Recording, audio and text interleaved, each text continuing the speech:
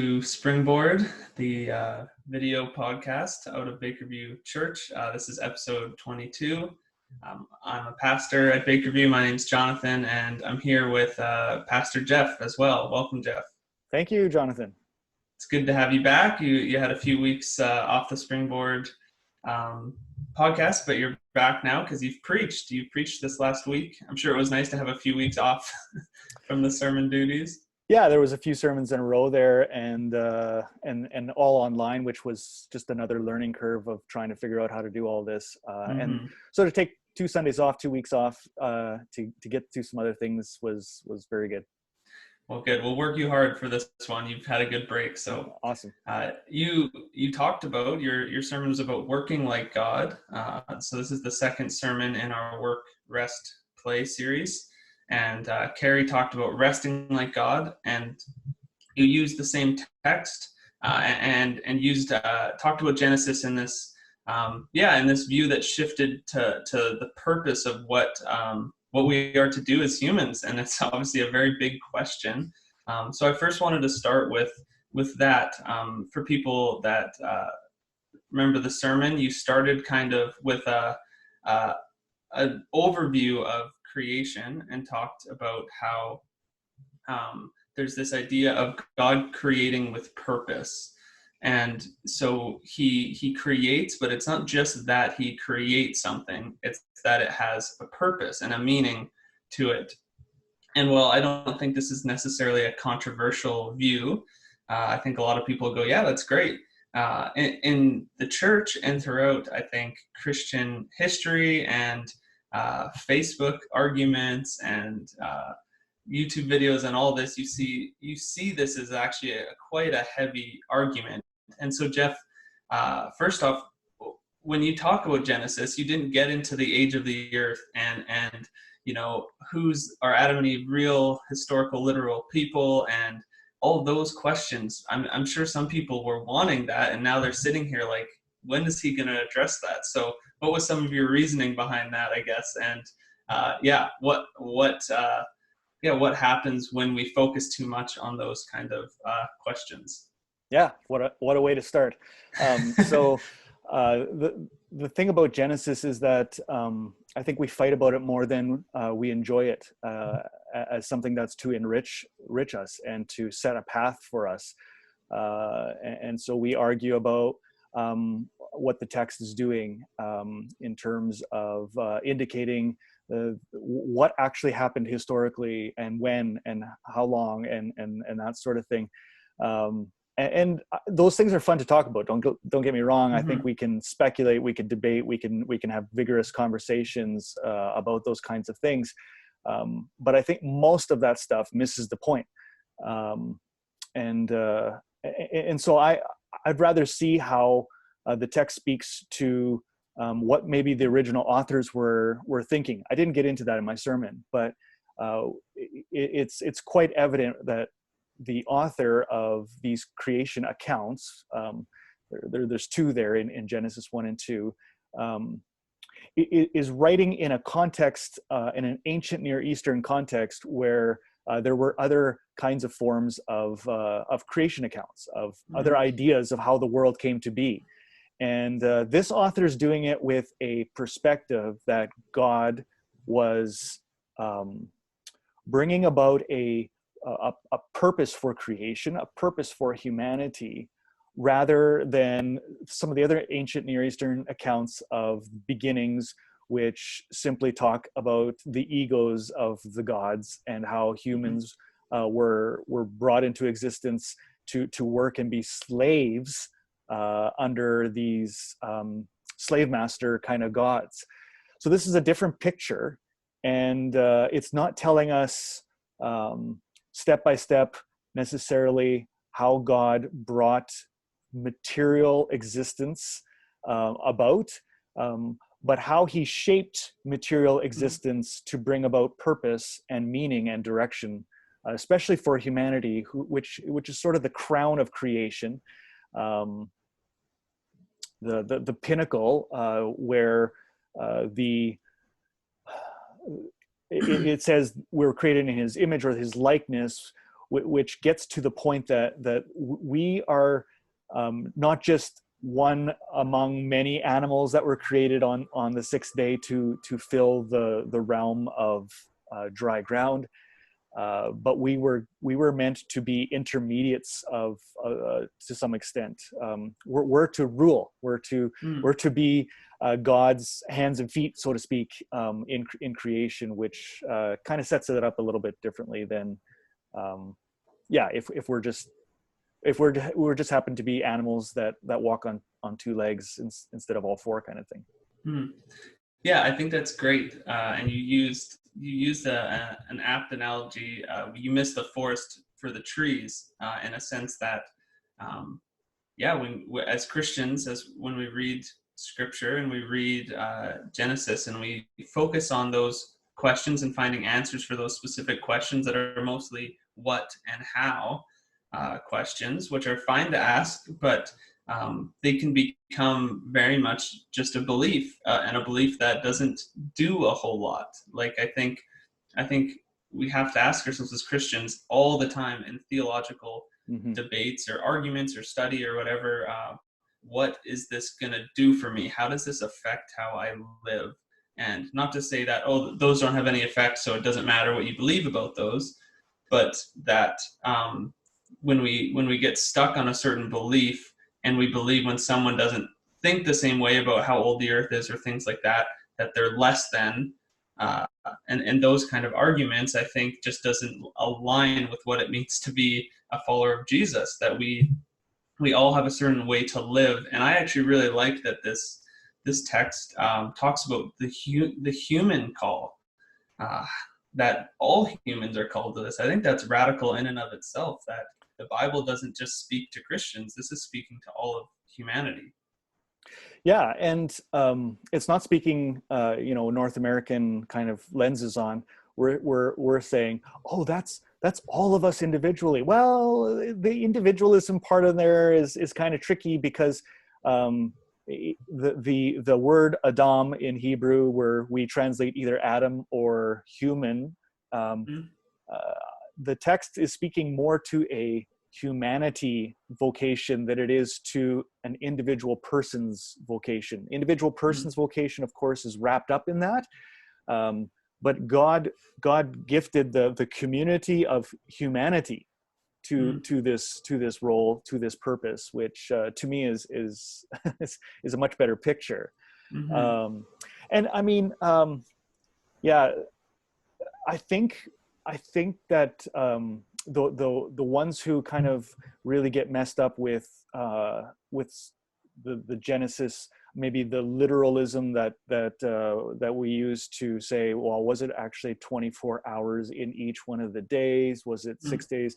Does this mean that the earth is young, et cetera, all those kinds of things? Missing the forest for the trees, I think, is an appropriate kind of phrase, because there's an assumption that those things are the only things that qualify for taking the Bible seriously. And so when you take it as a material ontology, this is kind of how theologians or Bible scholars would talk about it, instead of a functional ontology, where the whole purpose of the creation account was to describe function, not to describe the actual material existence. And so just because you don't take, just because there would be people who wouldn't take the text literally in the way that it is described in terms of an evening and a morning, 24-hour day, doesn't mean you're not taking the Bible seriously. In fact, you might be taking it just as or more seriously by understanding the functionality out of these texts, rather than just the material existence. Yeah, I think that's an important distinction to make. That I think it is a task of wisdom and hard work to look at what the historical context is, and as much as we can try to figure out what did this original author intend with this text. And I want to just focus on that point. We're talking about this purpose. And this purpose, really, you mentioned in your sermon title, is to work like God, Yeah. to mirror God. And yeah, as humanity, we have that kind of universal calling that we create. We make civilization, we make technology, we make a world, and we hope that we make it good and that it brings flourishing to people. So that's kind of this purpose you're talking about. But yeah, I don't know if God working is a common um, understanding. Like if you put the list of God is, Mm. and you have, the average Christian list, how far and down until they say is a worker? They Right. might say it in different words, but I think the word work has some negative connotations that we don't always attach to God. So what are some more things you could say just about what does it mean for us when we think of God as a worker? Well, first of all, I really do think we need to distinguish between some words, some English words like work and slavery, for example. Um, I think I grew up, and I think I kind of maybe explained this a little bit with the phrase. How did I say it in my sermon? Something like that sounds like work to me. Mm-hmm. And we use that kind of as a way of saying this is a really bad thing. This is making me do something I don't want to do, and you miss out on the glory of work, because work, I mean, it has a kind of a bent to it now. I think that it's mostly a bad thing, but it is. It is your invitation to participate with God's activity. And so when we say that God is working, I don't think that we're saying God is slaving away, he's digging a ditch, or like Mm-hmm. something that we would describe as just like another phrase we use negatively is manual labor, as though that were a negative thing, right? And there are lots of people, maybe most people, who have jobs that are physically demanding. Mm-hmm. And this is a good thing. Their bodies are actually um, being pushed to limits. And when there's someone behind you with a whip, of course, this is all wrong.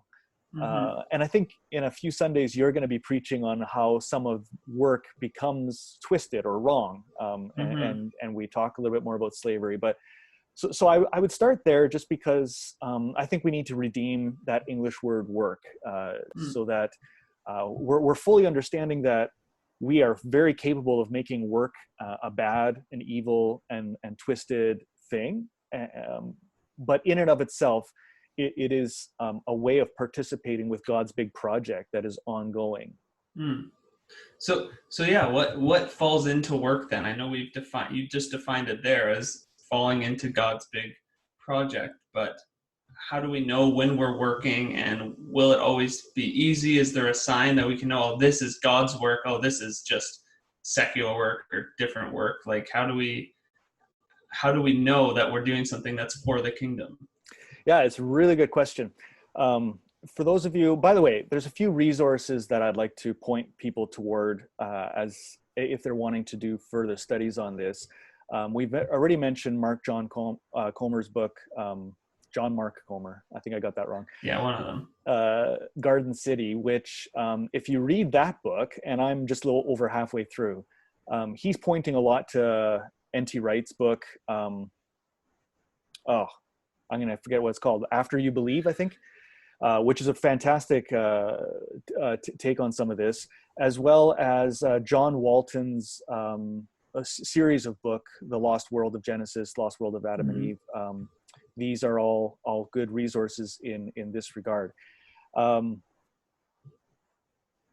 When it comes to this idea of what falls into God's work, one of the things that we first have to kind of come to grips with is what's the end goal, right? Like, if we don't have a good sense of eschatology, what are we all to become?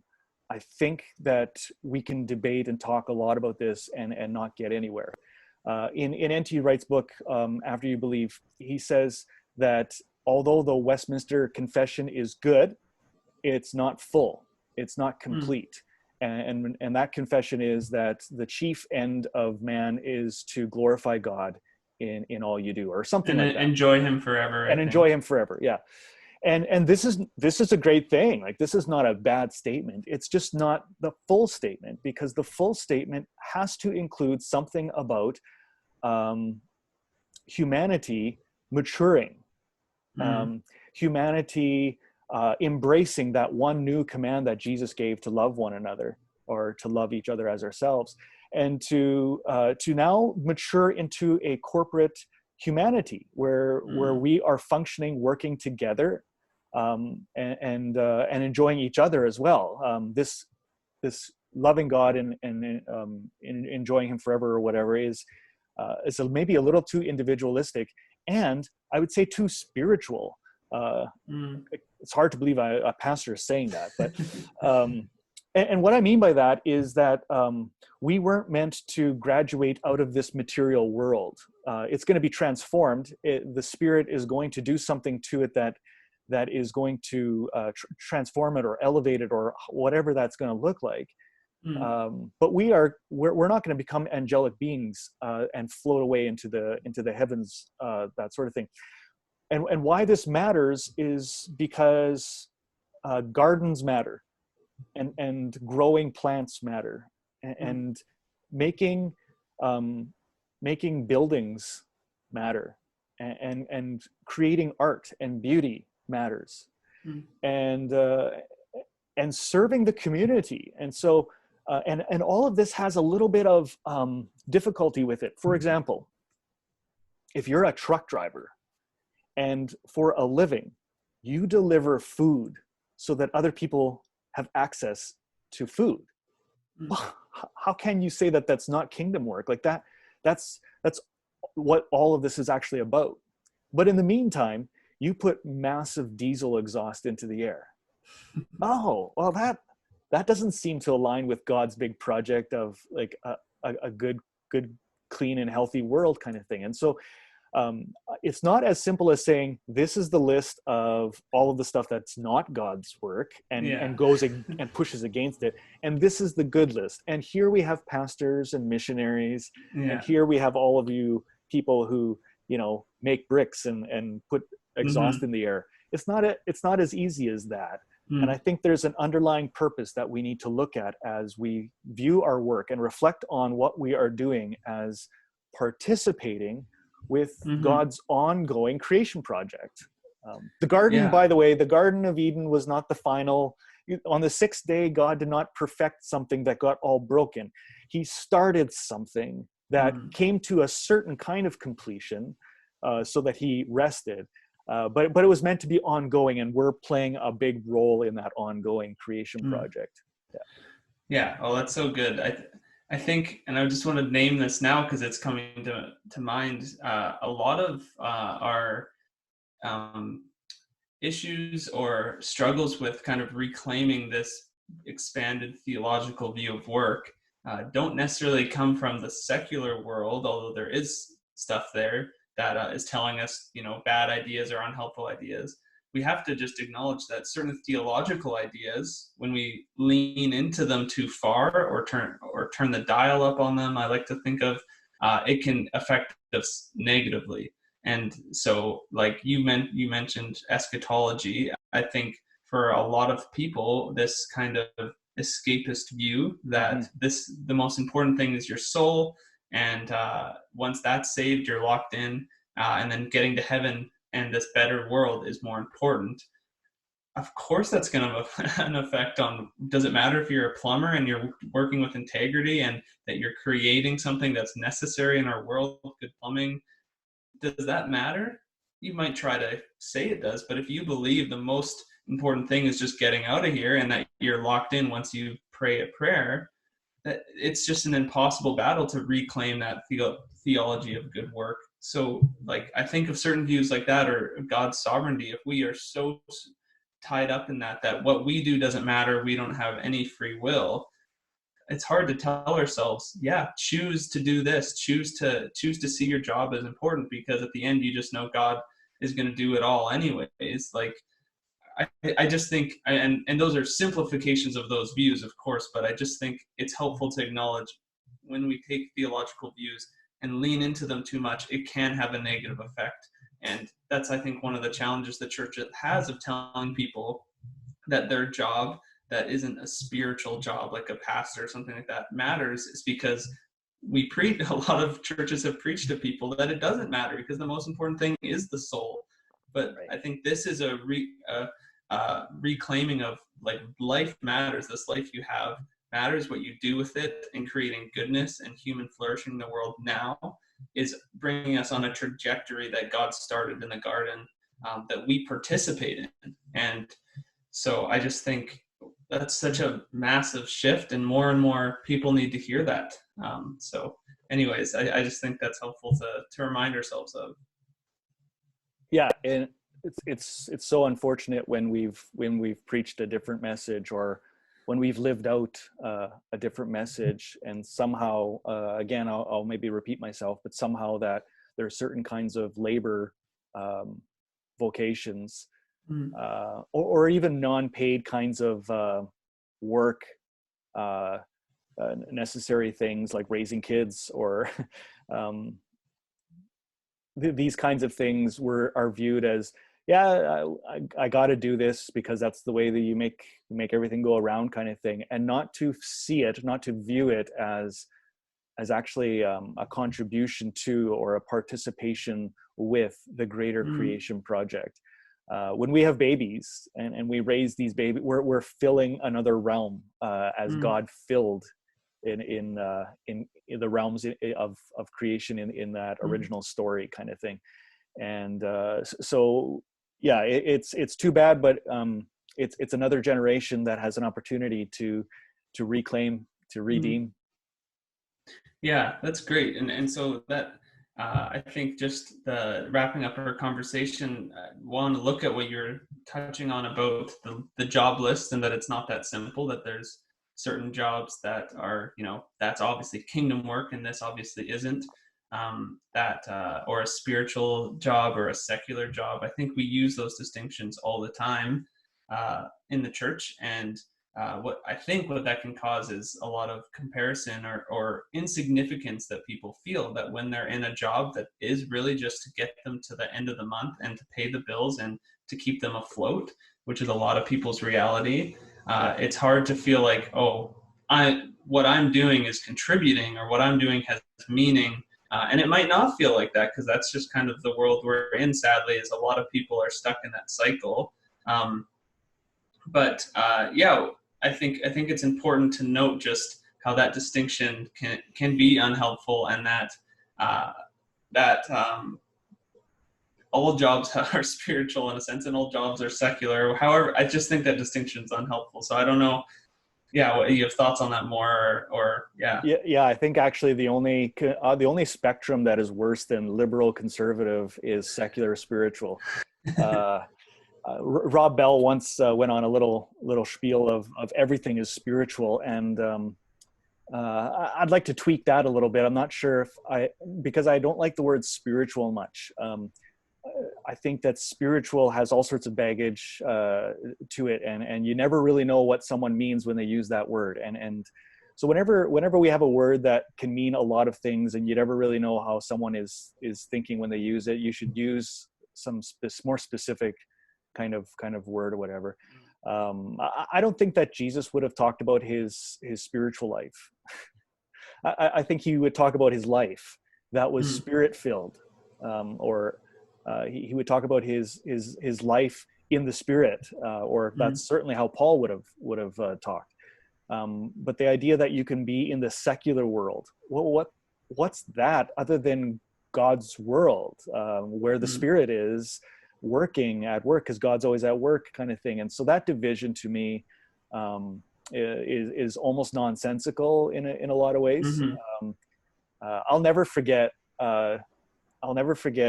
being introduced to this was back in the mid to late 80s. I'll never forget being introduced to Christian rock, the first stuff that was kind of coming out at the time. And I remember listening to my Walkman in the back of the car. We're driving to Grandpa and Grandma's, And I made some mention that of this great song or whatever, and someone asked, "What are you listening to?" And I said the name of the group, and no one recognized it. I said, "Oh, it's Christian rock," and I'll never forget my dad's response: "Christian rock? It doesn't give such." Um, and I look back at that now, and there's probably actually more wisdom in that than I thought, because I would have argued vigorously, of course there's Christian rock, there's all that other stuff, but there's this other kind of genre that is Christian. And later I would say that actually Christian makes a bad adjective. It makes a better noun, and we shouldn't use it to classify things. Music is music, and some of it has lyrics that point to Jesus, and some of it has lyrics that just talk about everyday life. But it can't be Christian or secular, in my opinion. Yeah, no, I am right there with you. That I think that says something about our theology too, as the church, is that we have this idea that we can't be of the world. Has when it's turned too far, it has this escapist mentality. We can't be in the rock world, so we need to create our own. Escape over to Christian rock. We need to escape over to this. And the reality is we can't do that. That's just, I think, limits our call as the church. And I love using the word spirit-filled. I think that's such a healthy way to look at it, that you are spirit-filled, and no matter where you go in this world, not the Christian world and then the secular world, but the whole world, you have the Spirit with you. Yeah. And that means what? And I think that's the question that's interesting, is when you're spirit-filled, what happens when you are a paramedic or a plumber or an elementary school teacher, rather than saying, okay, those people are in the secular world, so their task is just to evangelize, or their task is to bring people to church, so then the spiritual people, the pastors, can get those people into the church. And that whole, I'm kind of joking as I talk about that, but I think some people have felt that pressure. I'm not a pastor, so my job is to talk to my coworkers and bring them to church, which absolutely do that. But if that's all spirit-filled means to you, I think we need to invite people to a greater view of that spirit-filled means doing good work and working with integrity and participating in the kingdom. So I think that's a great way to frame it. Yeah, I would agree 100%. I don't think that the first response, at least anymore, that I would have to what does it mean to be spirit-filled on the work site or in the office is to find a way to talk about Jesus to someone. That's a good thing. There's nothing against that. But to be spirit-filled in your work means to do good work, and it means to do your work really well. It means when you're in business that you've got a certain ethical standard, that you bring about a good moralistic way of approaching life. You're not out there looking to cheat people or climb the ladder by throwing other people. I was going to say under the bus, but Brandon wouldn't like that. Throwing off a cliff, I don't know. Like you totally trample over people in order to get to the top. There's this competition, all of this kind of stuff. This is what spirit-filled work pushes back against and says, no, I will not do that. I will make sure I can become successful. There's nothing against success. But I'm not going to ruin other people to become successful. We're going to do this together. And if I'm successful, great. But we're going to be, and I know that this is overused, but we're going to be led by the Spirit. So that's totally overused, and we need to be careful how we talk about that. But I think we have an obligation to have a certain kind of listening posture to the Spirit and a certain kind of following of the Spirit of the risen Christ in our lives as we do our work. But yeah, I would agree. I think mostly that has to do with how we actually do our work, or what kind of work we're doing, rather than sneaking in little evangelistic conversations at the water cooler kind of thing. Yeah. Well, yeah, no, I distinctly remember, I mean, I still am a young adult, so I can't talk about these years as if, they're years ago, but when I was out of high school a few years back and sitting in a young adults group, and all these young people getting all these questions of, what are you going to do with your life?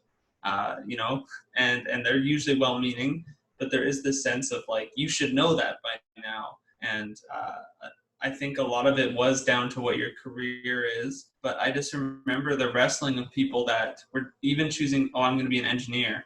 And if you don't have a good theology of work, and how just grand and big that is for working in God's kingdom, even as an engineer, as we've been saying, uh, I think there can just be guilt. Like I just remember my friends being like, well, I'm going to UBC, which is very secular, so I need to, and kind of preparing themselves. And there's wisdom in that, but I think if we lean into that too much, and there's this fear and this like all of these disclaimers, if you're going to go into a job like that, you have to do this, you have to evangelize, or that the ultimate end goal that God wants from you isn't to be a good engineer, but it's to tell people about Jesus. I think that's just a false dichotomy. By being a good engineer and having a good theology of work, you tell people about Jesus. And so I think for young people and people that have grown up in that what are you going to do with your life? That question. And it doesn't get easier when you're 30 or 40. People wrestle with that question their whole life. What am I doing? Did I make the right choice? All those things. I think when we expand our view and realize if we are loving other people, if we are seeing how we're bringing goodness and joy into the world and into other people's lives and creating human flourishing, you made the right call. And that's not limited to certain jobs.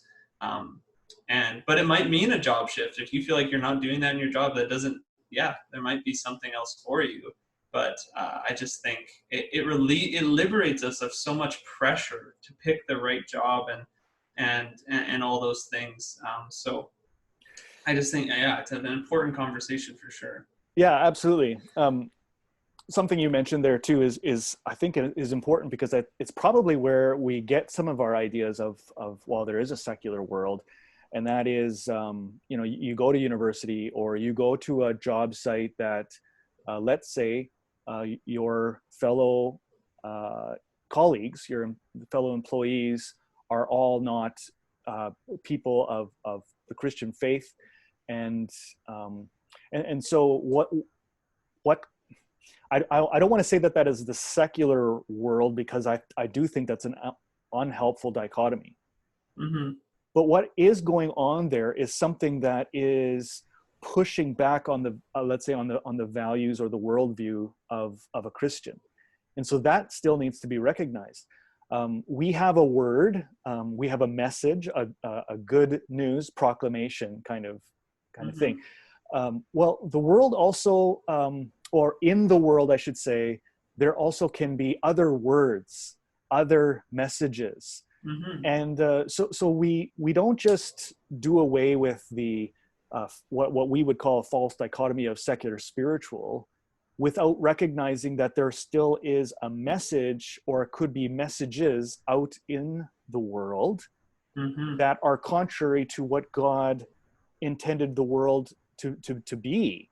So we are subjecting ourselves to influences that we do need to be caution about. It's not about escaping the secular world, but it is about recognizing that those messages will present a certain kind of challenge, especially if we're not ready. There's a lot of 18-year-olds who will jump into those environments who simply aren't ready to hear a competing message.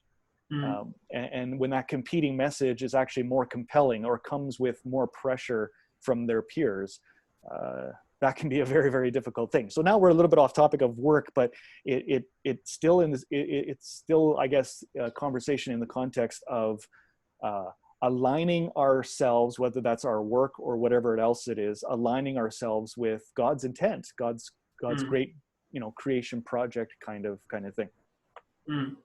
No, I think that's important. I think it does connect with our career choices, and to acknowledge that you'll find those places on your job site, and sadly you'll find them on the pulpit or in church too, that there's narratives of that we buy into, and I think we need to be aware of those, just constantly be working to remind ourselves, what is the purpose? What does it mean to be a human and a Christian and a follower of Jesus? What are the narratives I need to be following that align with that? And what are some of the narratives I have followed that don't align with that? I think that's a helpful thing to be constantly talking about, because it's not a one-time choice. It can be so easy to fall into those narratives of the most important thing is reputation or success or money or security, those kind of things. I think a job can bring a lot of those things. A career can bring a lot of those things. So those aren't bad things, but when they get in the way of this narrative of your work is bringing goodness and proclaiming the good news and the kingdom of God, I think that's when the friction can come. So Yeah. Good. I think that's a lot for people to think about, and I enjoyed talking about that. I think it's a great conversation, and one we'll continue next week and the weeks to come as we're focusing on work. And you're talking about staying in Genesis next week. Your sermon is about being priests and rulers. So if you want to give a little teaser of what we're looking at for the sermon next week. Yeah, if you're wanting to read ahead, just read through Genesis 1 again, and at least partially through Genesis 2, or read the whole thing, and pick up the words that you think are the key words that describe our role as humanity. What did God assign us to do? And to take a look at that description. And so I'm going to try to persuade us that it's about being priests and about being rulers in God's creation, or in God's garden, and how that is influenced by how God made us in His likeness, or in the image of God. And so that'll kind of be the focus on this coming Sunday. Great. Okay. Well, thanks again, Jeff. Until next time, everyone. Thank you for watching and listening, and we will see you next week. See you.